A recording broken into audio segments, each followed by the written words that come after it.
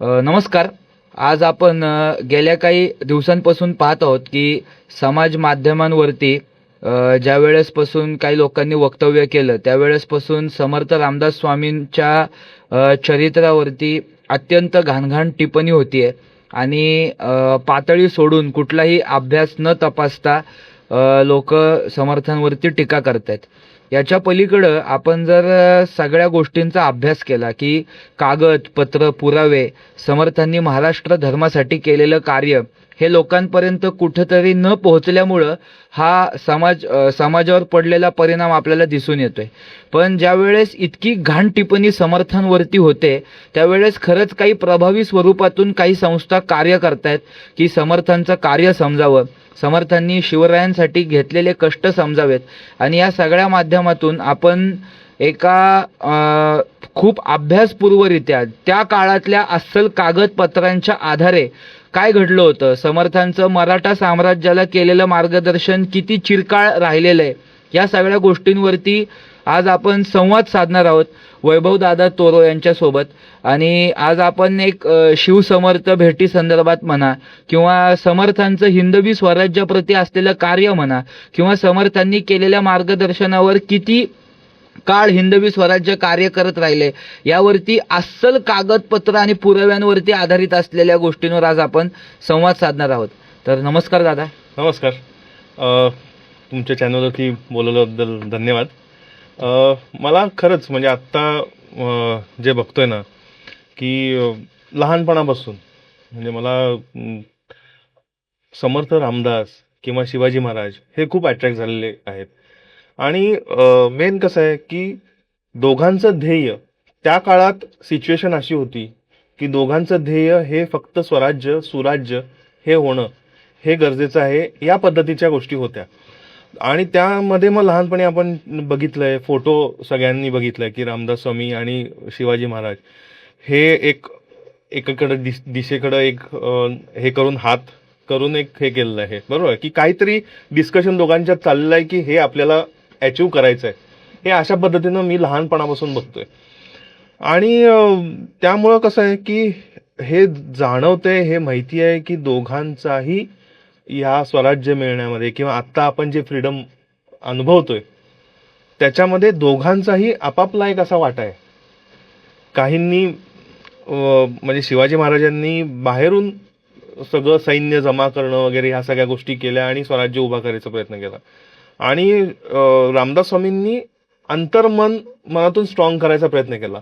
हे असं माझं सांगड आत्तापर्यंत म्हणजे माझी कन्सेप्ट मी ठेवली होती की दोघंही, आणि हा इतिहास आहे याच्यामध्ये चिरफाड करण्याची गरज नाही आहे, तर या पद्धतीनं दोघंही वंदनीय आहेत असं माझं आत्तापासून माझं भाव दोघांसाठी तेवढाच आहे, कारण दोघांचेही कार्य खूप महत्वाचे आहेत. तर आता हे जे निघालंय की बाबा ठीक आहे, शिवाजी महाराजच आहेत. शिवाजी महाराजांना कोणीही नावं ठेवली की कोण ठेवत नाही किंवा ठेवली नुसतं शिवाजी महाराज पेक्षा नुसतं शिवाजी म्हटलं तरी लोकांना राग येतो. मग रामदास स्वामींचं काय, त्यांचं पण कार्य खूप महत्वाचं आहे. मग मला सारखं प्रश्न पडतो, कारण तुमच्याकडे येण्याचंच कारण किंवा आपलं डिस्कशनचं आज कारणच ते आहे की बाबा रामदास स्वामींचं कार्य आहे, शिवाजी महाराजांचं कार्य आहे, या सगळ्यांमुळे ह्या जर आपल्याला जर अचीव केलं आहे आपण, या जे काय आत्ता मी बघतोय तर मग एका पर्टिक्युलर पर्सनला एवढं का टार्गेट केलं जातं? कारण त्यांचं कार्य बघा. शिवाजी महाराज आणि जे रामदास स्वामी आहेत ते एकाच काळातले होते. महाराष्ट्रामध्ये सह्याद्रीच्या पुणेमध्ये शिरवळमध्ये या सगळे शिवाजी महाराजांचं मेन झालेलं आहे, गोष्टी सगळ्या केलेल्या आहेत. आणि रामदास स्वामी सज्जनगड, म्हणजे दोघं असे किती लांब आहेत एकमेकांना भेटायला. तर नक्कीच ह्या गोष्टी ते भेटले असणार आहेत, त्यांनी विचार विमर्श केले असणार आहेत. या सगळ्या गोष्टींबद्दल मला तुमच्याकडून जाणून घ्यायचं आहे की बाबा हे काय आहे, असं का लोकांना म्हणावंसं वाटतं आणि काय गरज आहे या गोष्टींची आत्ता उकळून काढायची. तर त्याच्याबद्दल पण मला डिस्कशन करायचं आहे. आणि मला आहे ना आज मला याच्यात तुमच्याकडून पुरावे पण पाहिजेत की काय बाबा तुमच्याकडं म्हणजे जे आहेत म्हणतायत की बाबा रामदास स्वामी हे गुरु होते, शिष्य म्हणजे शिवाजी महाराज शिष्य होते किंवा दोघांचं जे कार्य आहे हे दाखवणारे मला पुरावे जर असतील तर हे या पॉडकास्टमधून आपण किंवा हे डिस्कशन म्हणून चर्चासत्रातून आपण लोकांना समजवूया कळकळीनं की असं नाहीये, काय वास्तव आहे. इतिहास घडून गेलाय तो घडून गेलाय, पण तो त्या पद्धतीनं बघणं आणि त्याच्यातून काहीतरी शिकणं हे गरजेचं आहे. तर त्याबद्दल मला इनपुट पाहिजे सर तुमच्याकडून. सर्वप्रथम तुम्ही जे विचारलं की म्हणजे एक गोष्ट लक्षात घेण्यासारखी आहे की इतिहासकार कधीच मोठा नसतो. इतिहासकाराकडे असलेला कागद महत्वाचा असतो. बरोबर. आणि शिवकाळात म्हणजे ज्या घडून गेलेल्या गोष्टी आहेत त्यांचे जे समकालीन कागद आहेत ते इतिहास म्हणून दर्शवतात. बरोबर. लक्षात घ्या, मी हे खूप अभ्यासातून बोलतोय, जबाबदारीने बोलतोय आणि एक इतिहासाच्या समितीवर देशात काम करणारा एक प्रमुख जबाबदार व्यक्ती म्हणून बोलतोय. छत्रपती शिवाजी महाराज आणि समर्थ रामदास स्वामी यांच्या संदर्भात जो काही इतिहास आहे त्याचे शिवरायांकडून आणि समर्थांच्या परंपरेत निर्माण झालेल्या रचनेच्या कागदांमधून खूप कागद उपलब्ध आहेत. त्या दोघांचे संबंध होते त्याचे पण म्हणजे काय संबंध होते ते आपण विस्तृत बोलूयात. बरोबर. पण शिवछत्रपती आणि रामदास स्वामी यांचे जे काही संबंधांनी महाराष्ट्र धर्म वाढवलेला आहे, त्या दोघं एकत्र आल्यानंतर हिंदवी स्वराज्याला जे शक्तीचं अधिष्ठान मिळालेलं आहे, बरोबर, त्याच्यासाठी आहे ना समर्थांची कार्यश्रेणी समजून घेणं गरजेचं आहे की. आणि दुसरी गोष्ट म्हणजे छत्रपती श्री शिवाजी महाराजांच्या पण गोष्टी किंवा जे कागदात उपलब्ध आहेत की ह्या कागद आहेत बाबा, हे समाजाला कोणी सांगण्याचा प्रयत्नच केलेला नाहीये. बरोबर. की आज खूप कीर्तनकार फिरतात किंवा काय होतं, काही लोक कथा करत असतात, त्या कथा मुळात दंतकथा असतात. आणि त्या दंतकथा म्हणजे काय आहे की मनाकल्पांकित काहीतरी निर्माण झालेल्या गोष्टी ज्या कागदांवर आधारित नाहीयेत, त्या घडून गेलेल्या इतिहासात त्याच्या नोंदी नाहीयेत, ते सांगितल्यामुळं समाजामध्ये काय होतं की अरे हे असं कसं बोलले, आणि मग त्यामुळं गदारोळ माजतो. पण ज्या वेळेस आपण शिवसमर्थ हा विषय येतो की छत्रपती शिवाजी महाराजांनी किंवा समर्थ रामदास स्वामींनी जे एकत्र येऊन काम केले, सगळ्यात पहिल्यांदा सांगतो त्याच्यामुळं महाराष्ट्र धर्म घडलेला आहे. बरोबर. आणि त्या महाराष्ट्र धर्मामुळे दिल्लीचं तख्त फुटलेलं आहे. आणि अटक ते कटक पर्यंत मराठा साम्राज्य जे वाढलं, तर लक्षात घ्या त्यामागे खूप खूप कार्य केलेलं आहे. तर ते आपण कागद पत्र आणि पुरावे त्याच्या आधारेच समजून घेतलं पाहिजे.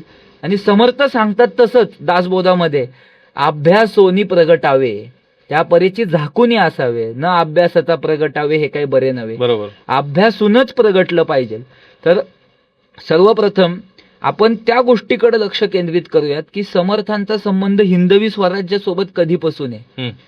तर तो छत्रपती श्री शिवरायांच्या कालखंडातल्याच्या पण आधी, म्हणजे समर्थांचा जन्म हा 1608 मधला आहे, शिवछत्रपतींचा 1630 मधला आहे.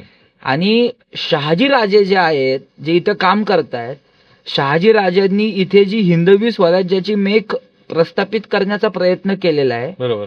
तर तिथपासून समर्थांचे आणि शहाजी राजांचे वैचारिक अधिष्ठानातून ते एकत्र आलेले आहेत. आता तुम्ही म्हणता याचा पुरावा कुठे?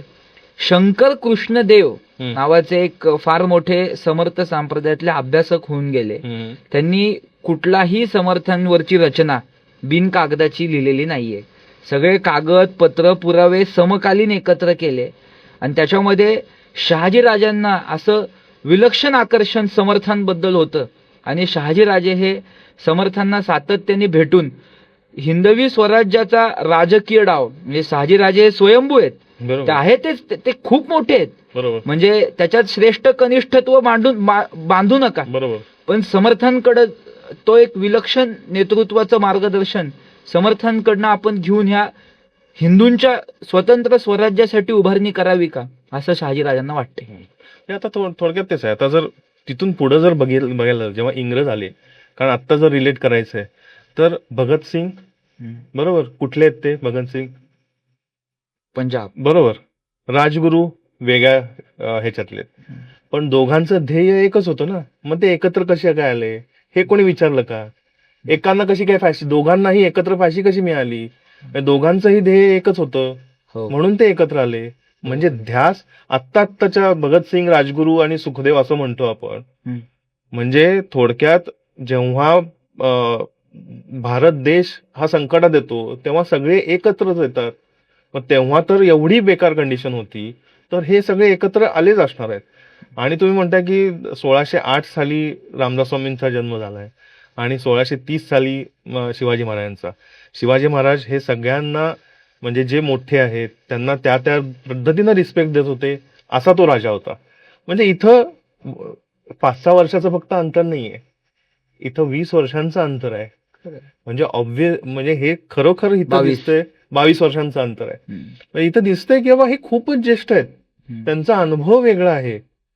मग ह्या सगळ्या गोष्टींचा आहे. आणि कसं आहे की कुठल्याही याच्यामध्ये स्वराज्य घडवायचं आहे किंवा प्रतिकूल परिस्थिती आहे, तर त्याच्यामध्ये आपल्याला सगळ्यांना मिळून एकत्र जर एक विचार, ह्याच्यात कसं असतं जात आणि धर्म असा नसतो, वैचारिक क्षमता प्रत्येकाची जी एकच असेल ते सगळे एकत्र येतात, असं माझं म्हणणं आहे, मत आहे. तर त्यामुळे शहाजी राजांना त्यांची गरज किंवा ह्यांचं मार्गदर्शन असं जे लाभलं आहे किंवा लागणार आहे, कारण एकटा माणूस या गोष्टी सगळ्या करू शकत नाही.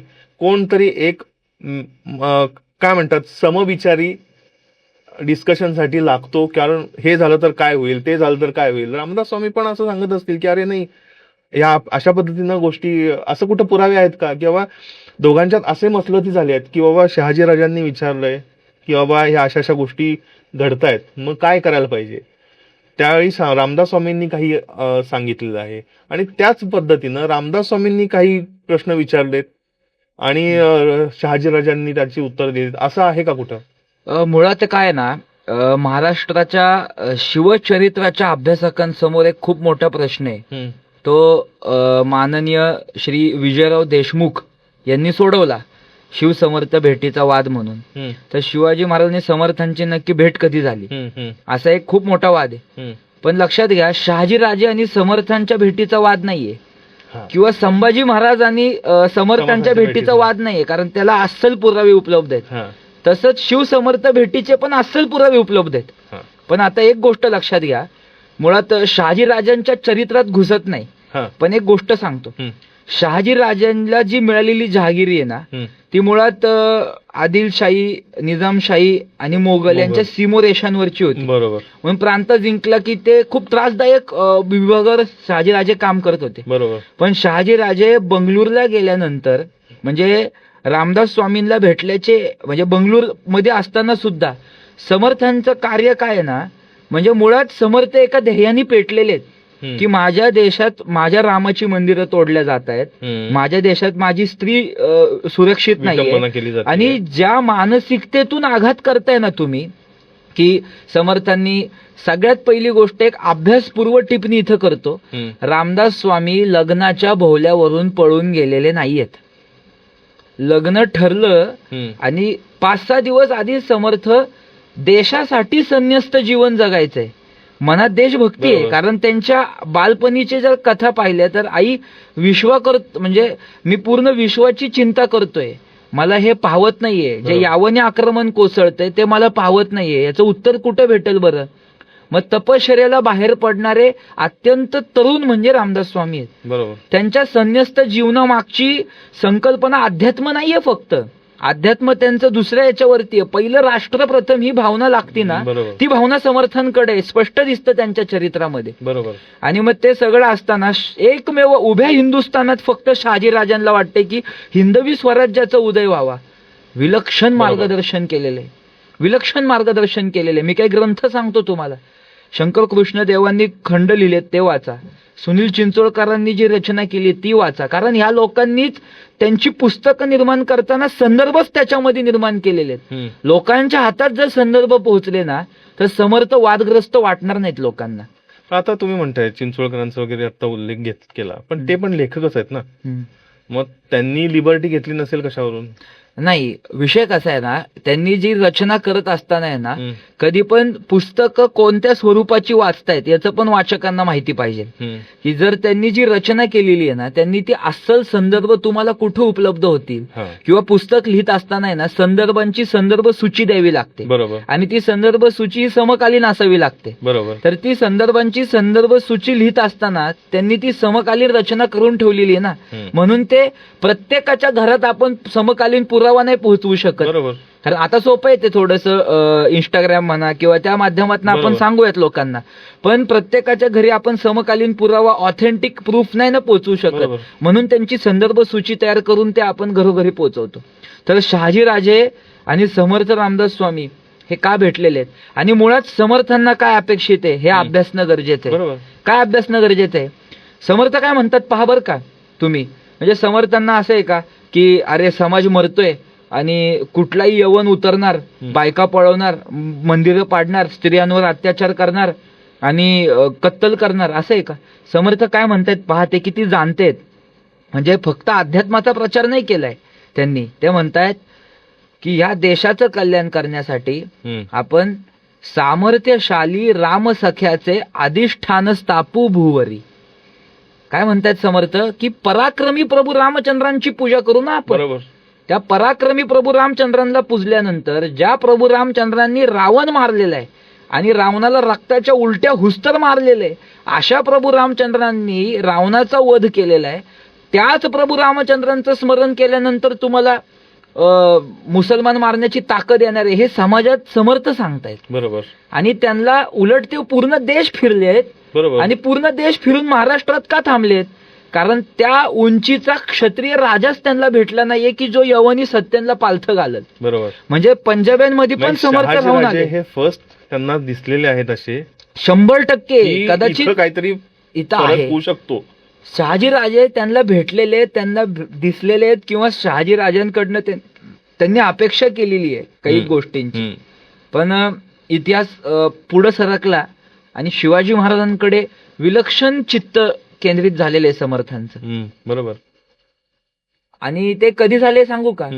म्हणजे ज्या वेळेस जावळीचा प्रांत शिवाजी महाराजांनी हस्तगत केलेला आहे. हा खूप अभ्यासाचा विषय बरं का. ज्यावेळेस जावळीचा प्रांत हस्तगत केलेला आहे तर समर्थांचं निरीक्षण असे लक्षात घ्या, मी पूर्ण अभ्यासपूर्वक टिप्पणी करतोय. समर्थांचं निरीक्षण असे लक्षात घ्या की त्यांना दिसतंय की महाराजांच्या विरुद्ध हे जावळीचे मोरे आहेत का, महाराजांच्या विरुद्ध ही घराणी आहेत का. तर शिवाजी महाराजांनी त्यांना परास्त केलेलं आहे. पण समर्थांच्या म्हणजे गुरुकुल किंवा ज्या काळात जे काही संस्कार वर्ग चाललेले आहेत तर त्यांच्या पुढच्या पिढ्या हिंदवी स्वराज्याच्या विरुद्ध काम करणार नाहीत, इतकं बारीक रचनेत काम केलंय समर्थांनी. बरोबर. हे पोहोचलं पाहिजे लोकांपर्यंत. म्हणजे तेच आहे, फक्त नावच का ठेवायची. आणि अफजलवध प्रकरणामध्ये 3 पत्र आहेत समर्थांचे. आता काही संशोधकांचं असं म्हणणं आहे की हे पत्र खोटे आहेत किंवा त्याची नंतर रचना झालेली आहे वगैरे वगैरे. पण मी काय म्हणतो की समर्थ रामदास स्वामींनी शिवाजी महाराजांना म्हणजे त्यांची भेट कधी घडली, आता आपले खूप कागद जळालेले आहेत, पण त्यांची भेट कधी घडली ही जी रचना आहे की त्या भेटी संदर्भातले पुरावे सुद्धा आज उपलब्ध आहेत. पण समर्थ रामदास स्वामींनी शिवाजी महाराजांच्या हिंदवी स्वराज्याच्या रचनेत कार्य केलेल्याचे उल्लेख सापडतात ना आपल्याला. आणि आता लोकांचा अजून एक गोंधळ उडतो, काय माहितीये का?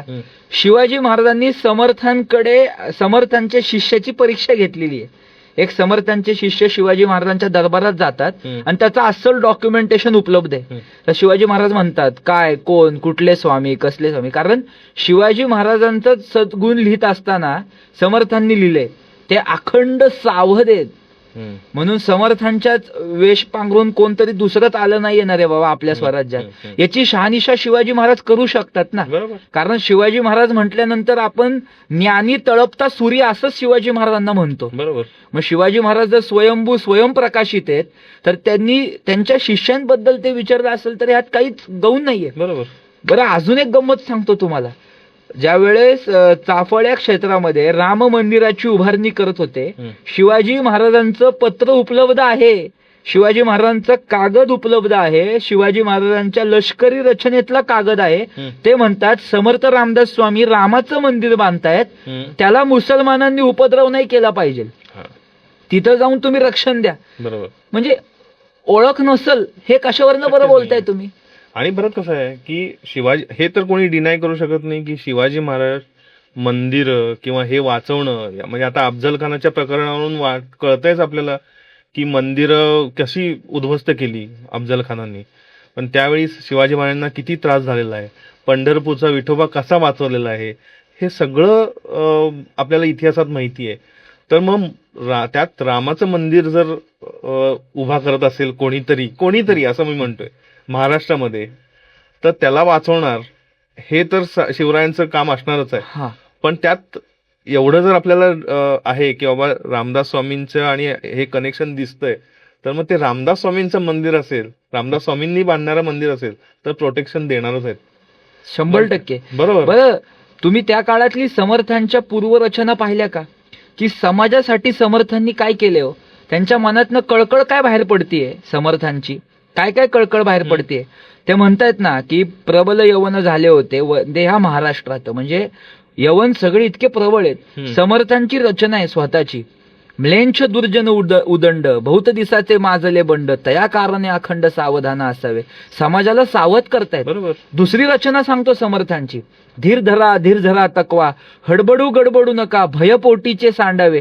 समाजाला प्रबळ करतायत समर्थ, बरोबर. देशासाठी करतायत. सगळ्यात महत्वाची गोष्ट आहे देशरक्षण, देशाच्या पलीकडे काही नसतं. या दोघांनी तेच केलंय. समर्थांनी या दोघांनी तेच केलंय की देश, या दोघांचं काय जर आपण बघायला गेलं, शिवाजी महाराज आणि रामदास स्वामी या दोघांचं काय कार्य आहे एका वाक्यात जर हे करायचं म्हटलं तर काय सांगाल तुम्ही? देशरक्षण, राष्ट्र प्रथम ही भावना, आणि त्या राष्ट्रात धर्म अत्यंत महत्वाचा आहे, दुसरी धर्म संस्थापना. म्हणून समर्थ परत ते तिसरी रचना येते बघा, की काय म्हणतायत ते, धर्मासाठी झुंजावे, झुंजोनी अवघ्यासी मारावे, मारिता मारिता घ्यावे राज्य आपुले. देशद्रोही तितुके कुत्ते, मारोनी घालावे परिते, देवदास पावती फत्ते, अधरती संशय नाही. देव मस्तकी धरावा, अवघा हलकल्लोळ करावा, मुलुख बडवावा की बुडवावा धर्म संस्थापनेसाठी. मुलुख पाहिजेल, राष्ट्रप्रथम हीच भावना पाहिजेल, पण धर्माची संस्थापना त्यात अपेक्षित आहे. ते सगळं चरित्र समर्थांचं शिवाजी महाराजांमध्ये त्यांना दिसलेले हो, आणि खूप प्रेम शिवाजी महाराजांवर समर्थांचं. कारण लक्षात घ्या, एकतर त्यांचा तुम्ही आता बोलले तसा अनुभव खूप मोठा आहे. बरोबर. देश पर्यटन केलेलं आहे, बरोबर. अनेक तीर्थक्षेत्र पाहिलेली आहेत. समर्थांनी त्या कालखंडात अयोध्या पाहिली, मथुरा पाहिली, प्रयाग पाहिली, काशी या ठिकाणी अशा मठांची रचना केली आहे की त्या म्हणजे काशीमध्ये थोडाफार जिवंत राहिलेला धर्म तरी उद्ध्वस्त होऊ नये यवनांच्या ताब्यातून. बरोबर. समर्थांनी केलेलं कार्य आहे. आणि विजयराव देशमुखांना ज्यावेळेस छत्रपती श्री शिवाजी महाराजांच्या राज्याभिषेकाचा रौप्य महोत्सव आपण महाराष्ट्र साजरा करत होतो, त्यावेळेस एक कागद स्वतः विजयराव देशमुखांनी प्रकाशित केलेला आहे. आणि मी आवर्जून सांगतो की विजयराव देशमुखांनी अत्यंत अभ्यासपूर्वरित्या हा कागद महाराष्ट्राला दाखवला. बरोबर. त्याच्यामध्ये त्यांनी स्पष्ट सांगितलंय, गागा भट्टांच्या मनात इथून पुढे देशात धर्म जिवंत राहायचा असेल तर शिवाजी महाराजांना राज्याभिषेक करणं अत्यंत महत्वाचं आहे, हे सांगितलं. बरोबर. आणि ती सगळी रचना काशीमध्ये समर्थांनी गागा भट्टांच्या कानावर घातलेली आहे, रचनेतनं घातली असेल. याचे पुरावे उपलब्ध आहेत, पुरावे उपलब्ध आहेत. शिवाजी महाराजांना राज्याभिषेक करा हे रामदास स्वामींनी गागा भट्टांना सांगितलेले. बरं, आता मग याच्यात असं आहे बोला. की रामदास स्वामींनी संन्यास कधी घेतला, म्हणजे संन्यास कुठल्या वया? संन्यस्त जीवन ते वयाच्या 12व्या वर्षी म्हणू आपण. म्हणजे थोडक्यात काय, लग्नाच्या बोहल्यावरती गेल्यानंतर तिथून त्यांनी लग्न केलं नाही पण संन्यासी झाले. हे वय काय होतं त्यांचं? 12 वर्षांचं. वय वर्ष 12. शिवाजी महाराजांचं आणि त्यांच्यामध्ये 22 वर्षाचं अंतर आहे. बरोबर आहे. आणि वयाच्या 12व्या वर्षी हे देश भ्रमण करण्यासाठी आणि ह्या सगळ्या गोष्टी पहिले त्यांनी तप केला 12 वर्ष, नंतर ते नंतर परत ते भ्रमणात 12-13 वर्ष त्यांना लागलेले देश भ्रमणासाठी. बरोबर. परत हा म्हणजे आपण आता लॉजिकली आपण जर विचार केला तर जर एखादा माणूस किंवा आपण स्वतः जर एका ठिकाणी असेल आणि आपण एखाद्या शाळेमध्ये स्कूलमध्ये गेलो किंवा एखाद्या क्लासमध्ये गेलो, ते गुरु किंवा शिक्षक असे आपण ज्या नजरेनं ज्यांना बघतो त्यांच्यात आणि आपल्यात काय फरक असतो? वयाचा फरक असतो. बरोबर आहे. अनुभवाचा फरक असतो. बरोबर आहे. म्हणून तर त्यांच्याकडून आपण शिकतो. बरोबर आहे. आणि तेव्हा लाज नाही वाटत किंवा आपण त्यांच्याकडून कसं काय शिकतोय. तेव्हा कुठेही जात बघितली जात नाही. शिक्षक शिक्षक असतो, गुरु गुरु असतो. बरोबर आहे. मग ह्याच्यामध्ये ऑब्व्हियसली इथं दिसतंय आपल्याला की 22 वर्षाचं अंतर आहे. हा एक कन्सिडर केलाय. देशभर भ्रमंती झालेली आहे. त्यात नंतर शहाजी राजे म्हणजे स्वतःचे पिते म्हणजे स्वतःचे वडील त्यांना एवढं मानतात, बरोबर म्हणजेच काहीतरी गोष्ट वेगळी आहे. तर स्वराज्यासाठी ऑब्व्हियसली असं काही आहे का डिस्कशन शहाजी राजांचंच आणि शिवाजी राजांचं, की बाबा ह्यांचा सपोर्ट घे तू कायम? कसं आहे ना, बघा, शिवाजी महाराजांनी जी कार्यरचना केली, हा. निश्चितपणे शिवाजी महाराजांनी जी कार्य उभारलं ते त्यांनी स्वतःच्या बुद्धीवर, स्वतःच्या ताकदीवर, स्वतःच्या हिमतीवर उभारलेलं आहे. बरोबर त्यांच्या मदतीला कुणी आलं नाही. हम्म. त्यांचा आत्मविश्वास तेवढा दांडगा होता, बरोबर हे मान्यच केलं पाहिजे. बरोबर दरवेळेस काय समर्थ आलेले नाहीये, बरोबर पण लक्षात घ्या, दोघांचं उद्देश एक असल्यामुळं हा हिंदवी स्वराज्य हवंय. बरोबर म्हणजे कुठंच यवन माजलेत ना, सगळीकडे इस्लामी सत्ता आहेत, त्या पालथ्या घालून हिंदूंचं राज्य निर्माण करायचंय. या दोघांच्या विचारधारा एक असल्यामुळे ना समर्थांची एक रचना वेगळी आहे. आता बरोबर. हे पण महाराष्ट्राला समजलं पाहिजे. हम्म. मी काय सांगतोय ते लक्षात घ्या. हम्म. शिवाजी महाराजांनी प्रचंड प्रचंड धर्मकार्य करणाऱ्या त्या काळातल्या आचार्यांना, साधू संतांना, महंतांना, मठाधिपतींना सनदा दिलेल्या आहेत. रामदास स्वामींचंच राजकीय हस्तक्षेप शिवाजी महाराजांना का बरं चालतोय याचा अभ्यास केला पाहिजे. म्हणजे तुम्ही एक लक्षात घ्या, शिवाजी महाराजांचं एक पत्र आहे, मोऱ्या म्हणजे चिंचवडचे जे मोरे होते, चिंचवडचे जे मोरेश्वर होते, चिंचवडचं संस्थान चालवणारे जे धर्माधिपती होते, त्यांनी एकदा निकाल लावला असं. तर शिवाजी महाराजांचं ते पत्र आहे की आम्ही भस्म लावून फसतो, तुम्ही राज्यकारभार सांभाळा, असं महाराजांनी एकदम कडक भाषेत त्यांना खसकावलेलं आहे. पण रामदास स्वामींचा सातत्याने राजकीय हस्तक्षेप का चालतोय याचा कधी कोणी विचार केला का? मी सांगतो त्याचं कारण सांगतो तुम्हाला. चिंचवडच्या मोऱ्यांचा हस्तक्षेप त्यांना मोरे नाही, चिंचवडचे एक मठाधिपती मठाधिपती हा, त्यांचा हस्तक्षेप महाराजांना चालला नाही. पत्र उपलब्ध आहे त्याचं. त्यांनी निकाल लावला. पण ह्यांचा का चालला? मग समर्थांचा का चालला त्याचं कारण सांगतो ना तुम्हाला मी. शिवाजी महाराज खूप जाणतेत, त्यांना जाणता राजा म्हटलंय समर्थांनी. समर्थांनी जी रचना केली आहे ना हो, ती कुणीच केली नाही आतापर्यंत. निश्चयाचा महामेरू, बहुत जनांसी आधारू, अखंड स्थितीचा निर्धारू, श्रीमंत योगी.